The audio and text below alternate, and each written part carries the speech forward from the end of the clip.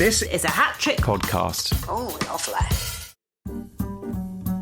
Hello, Jimmy. Hello, Armand. So this week you brought something along which is going to open up a whole panoply of different disciplines. We're going to talk about science, we're going to talk about shipbuilding, we're going to talk about history, art, the whole shebang.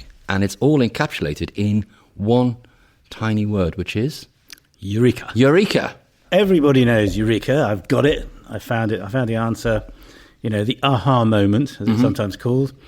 And it comes from a Greek word, which means I found it. Eureka. And I know it's the first person singular of Eurisco. Is it? Very good, yes. See, I did learn something. I find. Eureka, the perfect tense. Yeah. I have found it.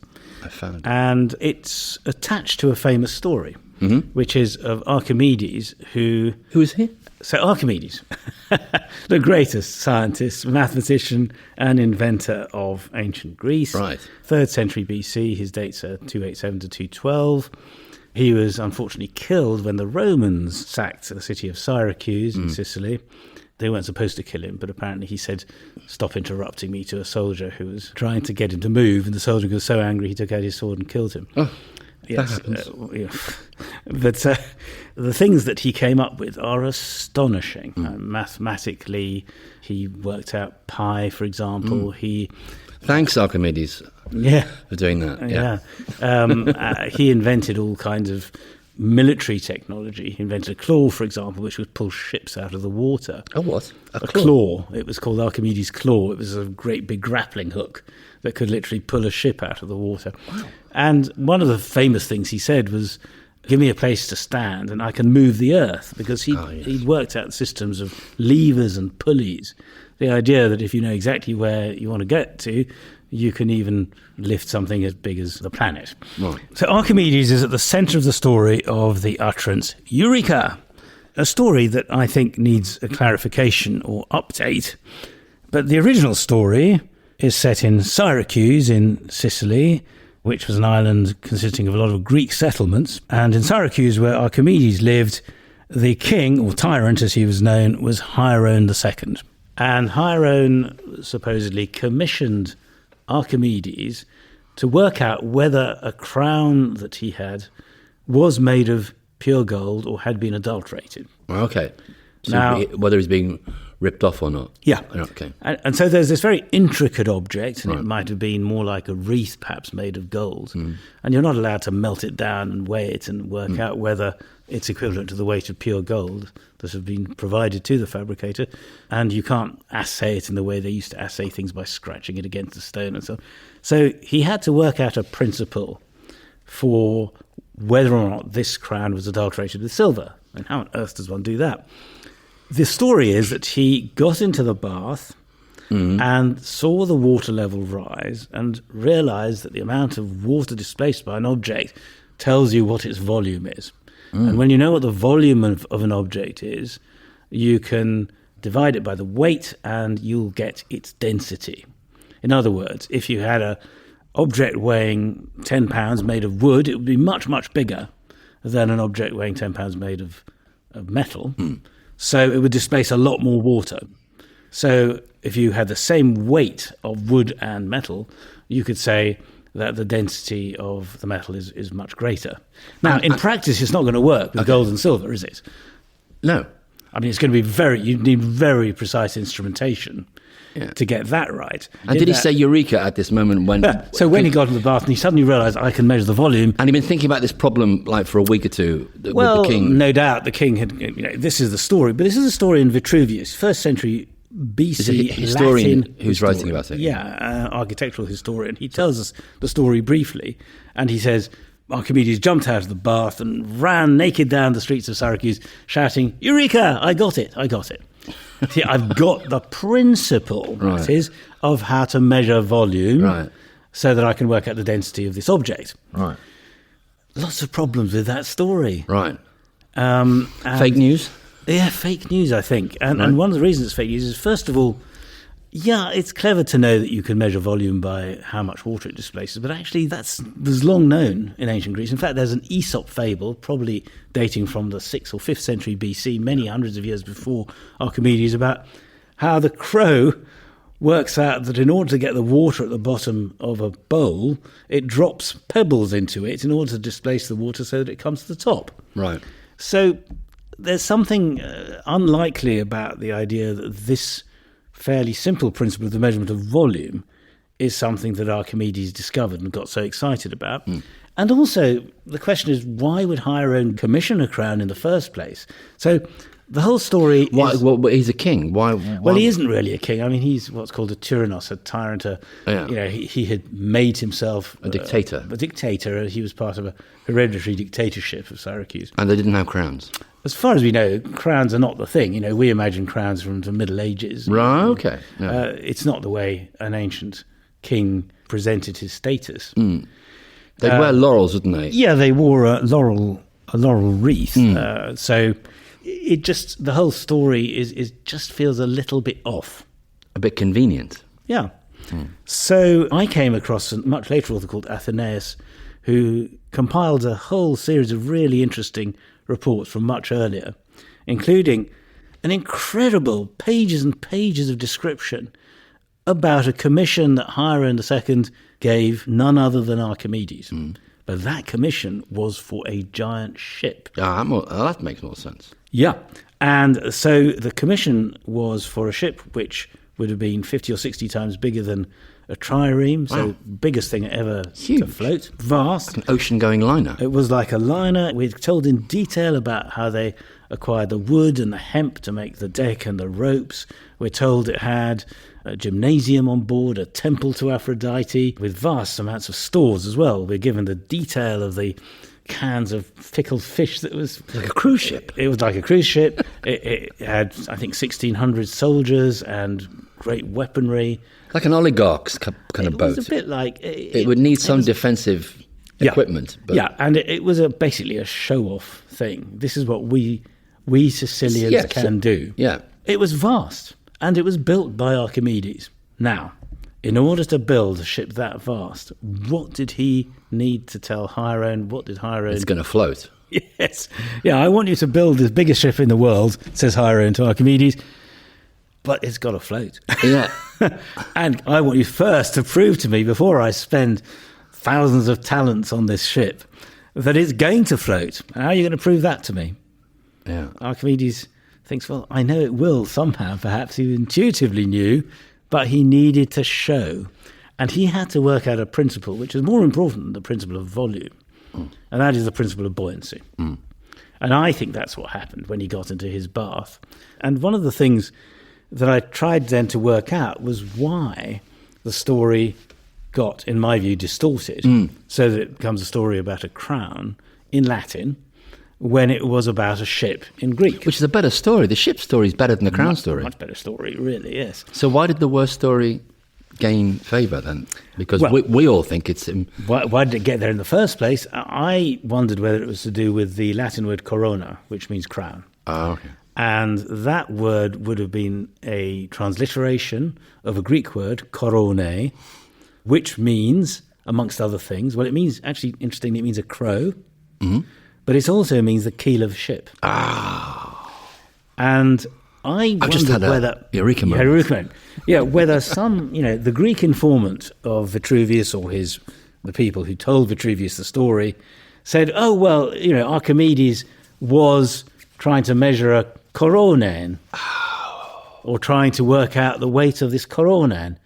And they heard that, because it's a slightly unusual word, the crow of a ship is the keel of a ship, as a crown. Wow.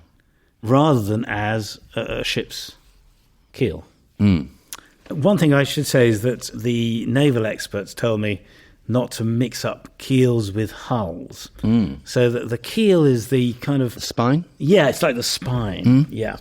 But obviously... And you build the hull off the keel. Yeah, exactly. The hull of the ship is the whole...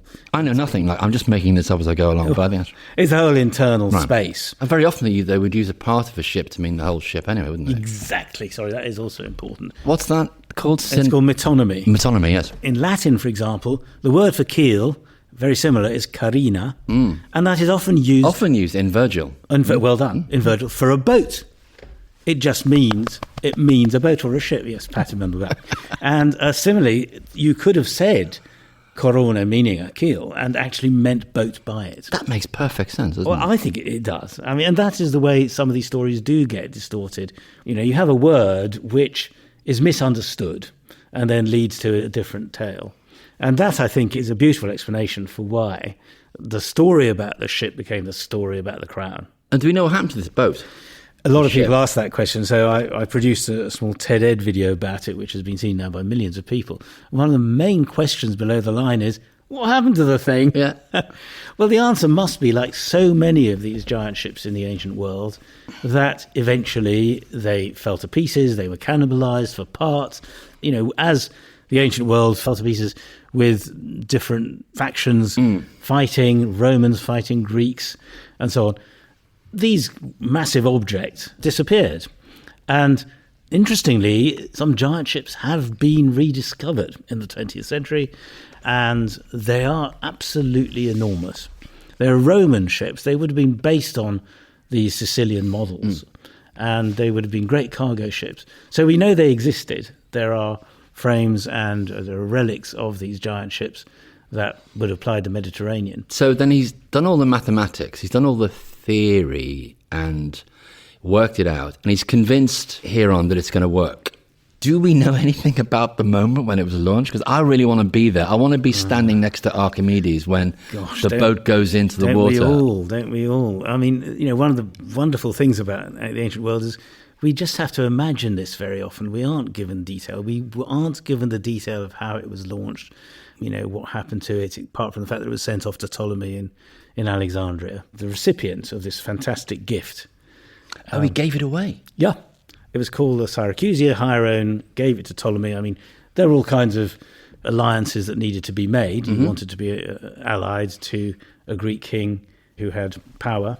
So I'm afraid we just have to imagine it. But it must have been an extraordinary sight. There must have been thousands ringing the harbour of Syracuse as it was launched and sent off to the king of Alexandria.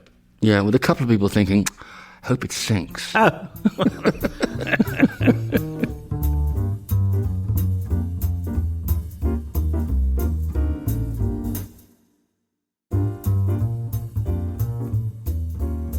As I say, this expression Eureka we take for granted, don't we? We kind of, people say, oh, I had a Eureka moment. Yeah, so you think about scientists like Newton and the apple fell on his head. Because gravity. But that's what it struck me. I thought, and then there's another guy I came across called. I came across.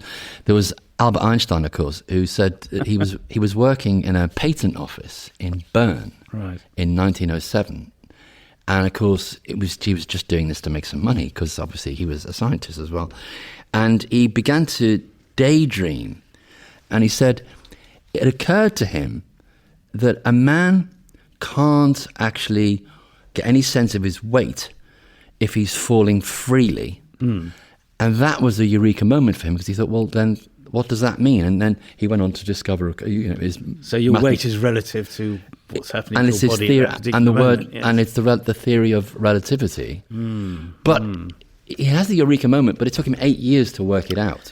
Yes, and so how long did Archimedes take to work? Well, I mean, do we know? Because he has we'd love to think, wouldn't we, live in the fantasy, we have a eureka moment and all the problems are solved. But what you're saying is it's a light bulb moment which then lights up the area in which you have to then charter a different kind of course. You've got to do all the detail work. So I think that is absolutely clear, that it doesn't just come from nowhere. In fact, the psychological studies show that it's someone who has really worked at a problem, possibly for months, possibly for years.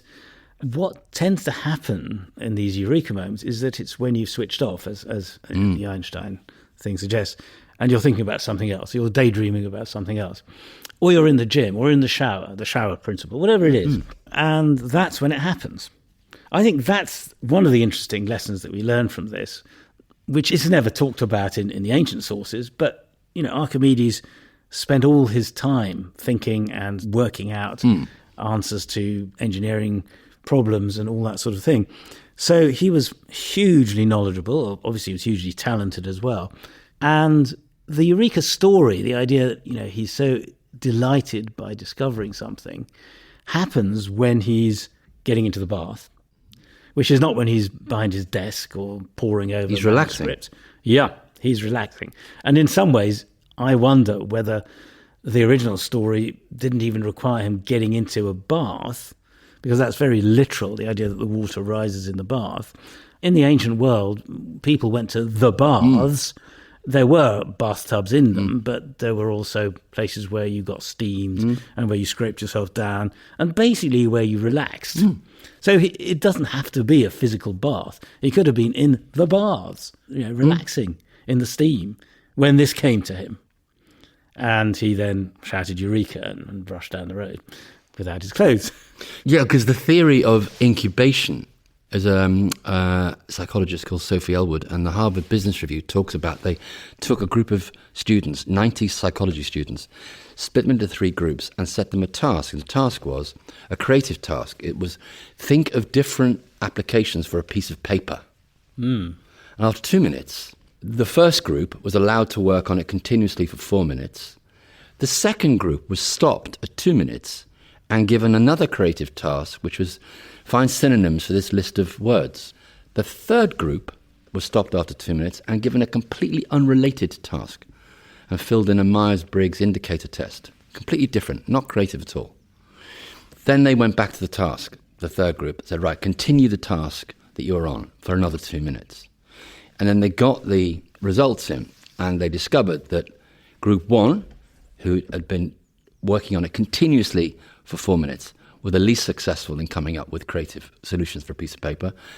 The second group were the second most successful, but the most successful group was the group that was told, stop what you're doing, have a few minutes thinking about something else completely differently, and then come back to the task. And their theory was that the incubation was allowed, that part of the brain was told to stand down, it relaxed, and when you came back to the task, it opened up fresh areas in your brain to then explore. And I thought that was quite, because I've had experience like that in my own life where you're on a walk or something, or you're just, and in fact, if you look at some TV dramas, the detective often gets the clue when he's talking to his mother about the meal that they're on, and suddenly he goes, thank you, mother. I have to There's go. something very realistic about that idea that it's when you've switched off from the task at hand that the inspiration comes.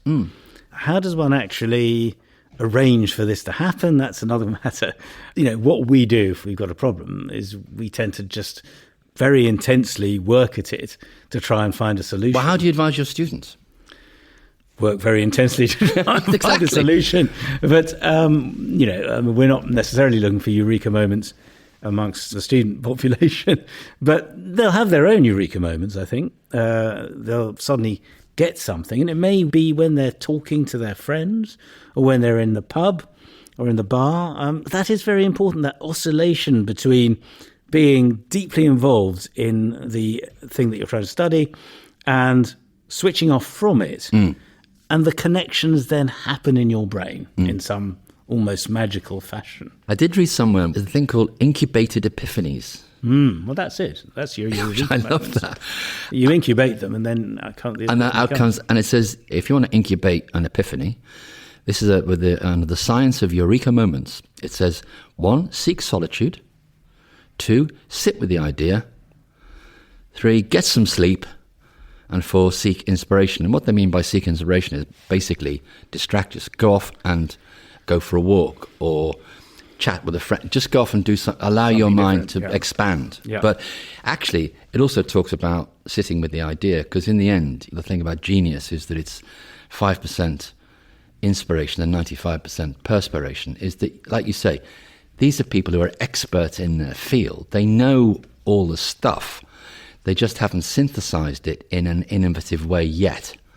And that's the moment that you're looking for, is the eureka moment, when all that knowledge and all that hard work, all that grunt work comes together in a perfect ha-ha moment. I mean, I felt that when I was reading Athenaeus talking about this giant ship in incredible detail, and I translated this passage, and I was thinking, why don't people know more about Archimedes building the Syracusia? And I then thought, well, let me track down the original story of the Eureka moment.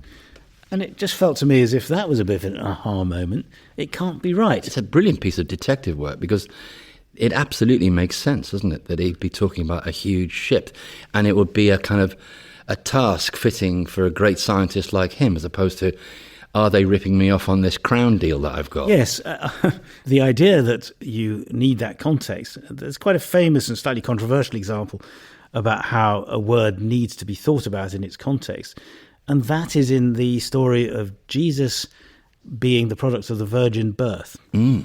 And in the translation of the Old Testament that was done by what's called the Septuagint into Greek, the word for a young woman in Hebrew was translated as Parthenos. And the prophecy of Isaiah is that a young woman, which in Hebrew is Alma, will give birth. Now, if he had wanted to specify that that young woman was Virgo intacta, a virgin, as we understand the word, he would have used a different Hebrew word, Betula. But Greek only had the one word to translate both virgin and young woman, and that is Parthenos. So what we then get is the story of a Parthenos giving birth. It is strange, given that we get the whole genealogy of Jesus all the way to Joseph and Mary. And then we're told, well, actually, no, it was a virgin birth, because the gospel writers were looking back at the prophecy, and they understood it to mean a virgin will give birth. Yes. And it has been suggested by Bible scholars that actually that is the origins of the story of the virgin birth. That is not originally a biblical story, but it becomes a story. So it's a kind of too general translation. It's not specific, which we often find, don't we, that some words are untranslatable. Yes. Another language doesn't have the bandwidth, if you like, to kind of absolutely How do you capture. say young woman without the implication that she's a virgin? Yeah. It's very hard in Well, you'd assume that maybe Greek. she wasn't a virgin. Yeah, maybe, but Parthenos would imply that, and then it's translated in Latin as Virgo. Again, Virgo And when you is a young think woman. that the whole notion of virginity has driven, certainly the Catholic Church, I mean, gosh, if it hadn't been the virgin birth, nuns and priests would be having a great time.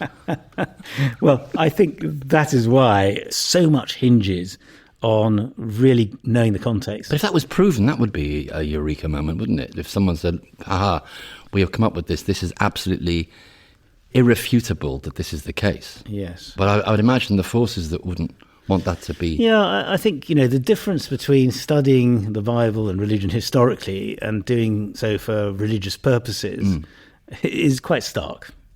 And even if, I suppose, the scholars in the Christian church, in the Vatican or wherever, were quite content to accept that that is how the story of the virgin birth arose, it wouldn't necessarily make any difference to their religious behaviour. I think just that story alone will get lots of feedback on that. I think we're about... Well, I think controversy. I can't be excommunicated because I'm lapsed, but... Well, Armand, we started off in the bath with Archimedes, and we've ended up with completely throwing the whole of the virgin birth into doubt, which I think that's quite a journey for a half-hour podcast, don't you? Yes. That's enough then. If we're not excommunicated or murdered, I'll see you next week. See you then.